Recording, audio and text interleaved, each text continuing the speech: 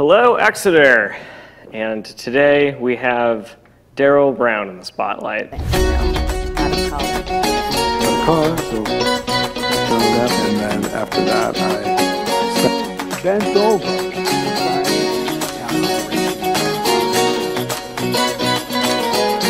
Pleasure to have you on show one.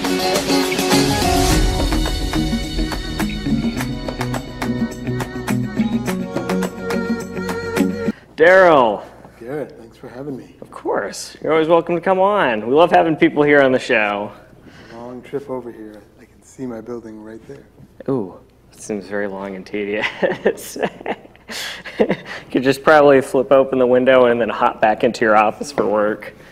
I could vault. I was a programmer in Boston, and I literally one night just put a pin on a map, like where could I still be in New Hampshire but work in Boston and not have to worry about a car. So the pin on the map landed in Exeter, and that's it. Like really, just like that. I lived in Concord before here, and yeah, this was the most convenient town.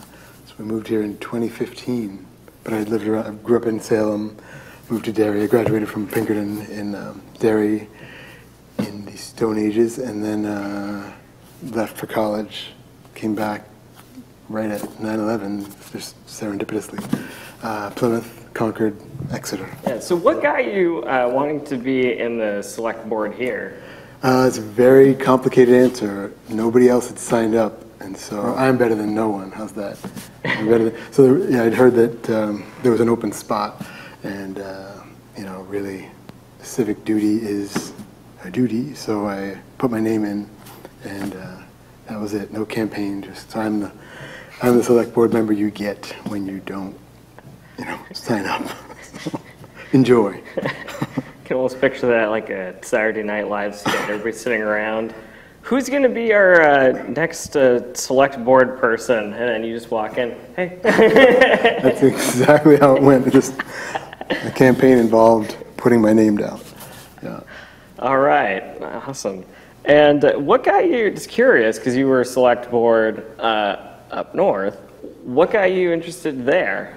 Well, that's an actual story. There, I was a professor at computer science at PSU, and there was a string of laptop thefts going on in the town, and the police department was sure it was me, and I was pretty sure it wasn't me. So we never quite saw eye to eye on that, so I put myself under house arrest for a year. I just stayed home and I quit the university, and the old guys at the cafe were like, you know, you should run for select board. I said, no, I'm a programmer, I'm not a politician. Like, no, thanks.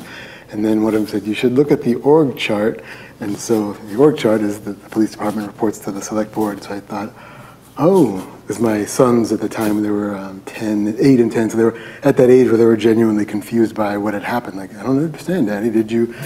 So when I ran, I genuinely campaigned back then. I actually had signs, and my sons really got to see, okay, it's really about agency, and you really should, you know, because we had lived in the town for 5 years or so, and it was really shocking, and just didn't feel like, how can this happen? So instead of vying for innocence, I just took power, which felt like, okay, it was a sort of a lesson. As a tech person, you just kind of stay in your ones and zeros, and that was a big lesson. And no, you have to actually like enter the world of humans, and if you expect to be, you know, represented, you take the reins. So yeah, that was very, very functional, personal survival, you could call it. But and the boys just, they got it after that. My son ran for, you know, vice president of his class or something, and they hold the elections in the same school, set up the same day. So he won before me, and then I won. But it was a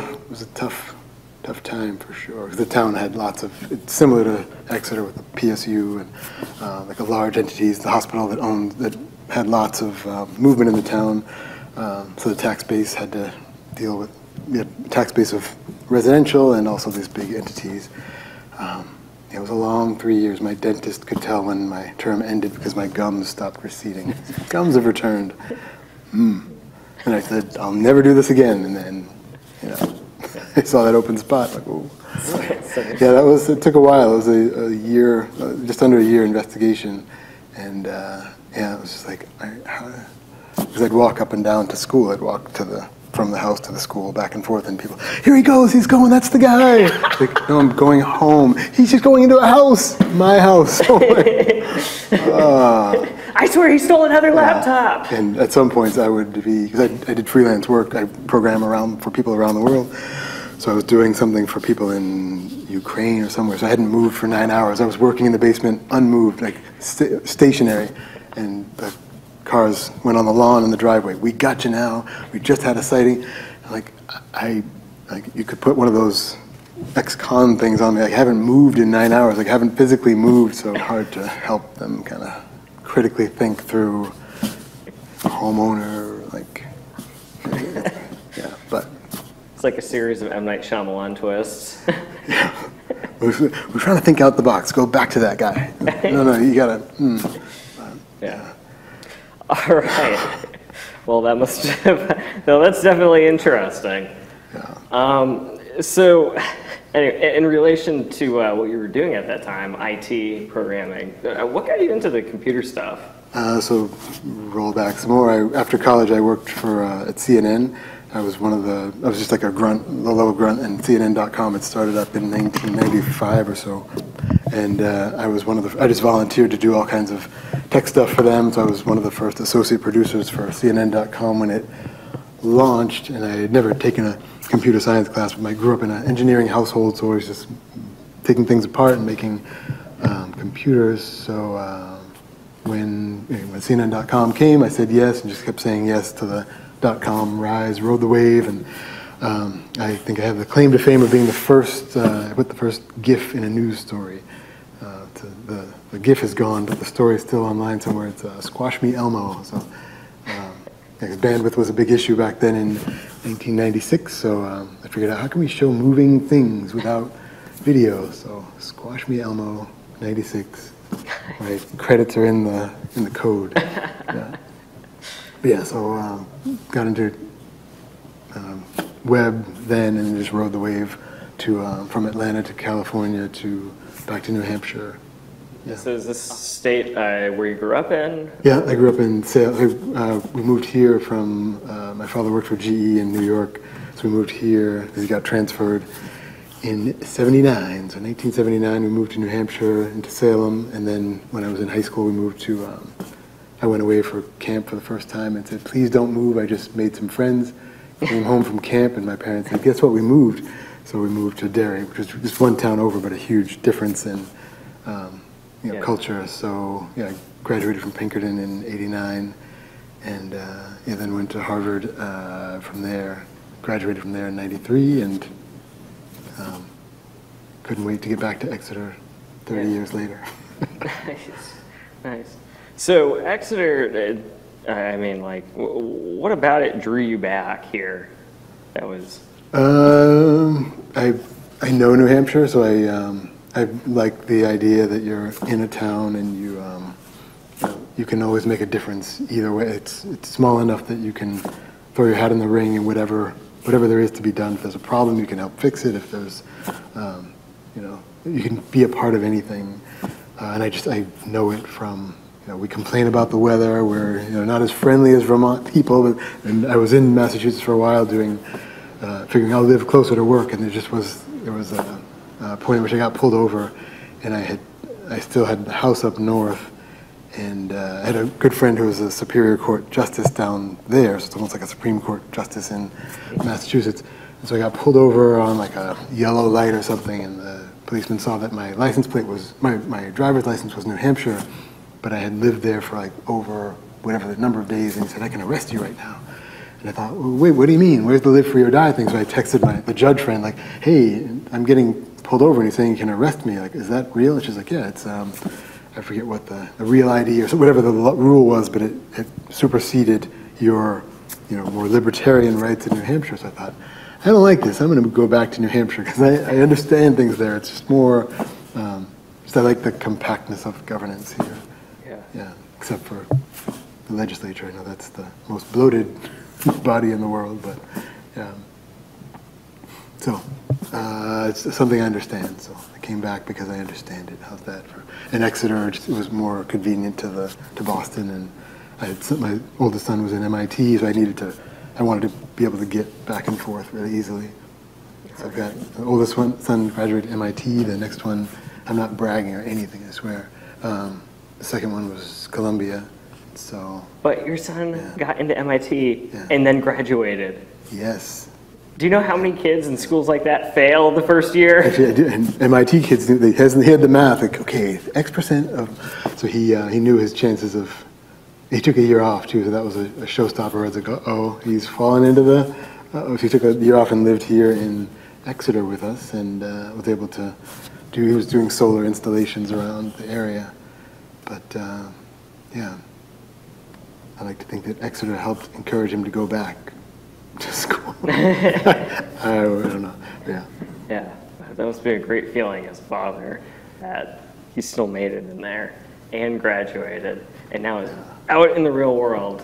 Well, the happiest thing is that these are schools of their choosing, so that the biggest, anything they do is, I don't tell them this, but I don't really care what they do as long as it's their passions. And within the last, 5-6 years you've been here too, you've also started up a restaurant, or been a part of the starting one for the Salt. It's a cave, so it would sound like maybe it's a restaurant. Maybe you're telling the future, so maybe we should start serving food in the Salt Cave. It's a health protocol. In other countries, it's considered a medical procedure, but here it's unregulated, so anybody can open one. So it's a salt cave, which is basically an artificial environment it's real salt, but in a microclimate. We blow aerosol salt into the room and you breathe it in. So the 45 minutes has the equivalent of being at sea for 5 days. So when you go to the beach, it's good for breathing, and if you have poison ivy, you put your hand in the water. So salt has all these natural anti-inflammatory benefits, and so our daughter was born with really bad eczema, so we did this to help with her eczema, just to get her some relief, but in 2 weeks it ended the worst of it. So I thought, well, this is great, and it wasn't an intentional business. I was intending to do it in our house, but I guess salt will destroy your foundation and your electrical, so we looked for the first place we could find, which is right there, and opened this very unexpected business that's been a great destination for people from a 4-hour radius have come, and it was the most accidental success I've ever had. And so, thank you for coming. And if there's anything else you would like to share. It's a wonderful community. It's just, I guess I have experience living in towns around the state, and this one is, it's really something special. But extra to share, I'm pretty spent. I mean, all my guts and glory go into that bi-weekly meeting there, and holy cow. I guess it's a great town to, I'd say it's a wonderful place to get involved in. I would just encourage anyone and everyone who has any interest in being a part of making this what it is to just get involved. It's that easy. All right. Yeah. Daryl, thank you so much. You're welcome. Parkour next time. Garrett. All right, Exeter. You heard it. If you would like to be in the spotlight as well, or would like to recommend someone, please contact us at extvg@exeternh.gov. Thank you and have a great day.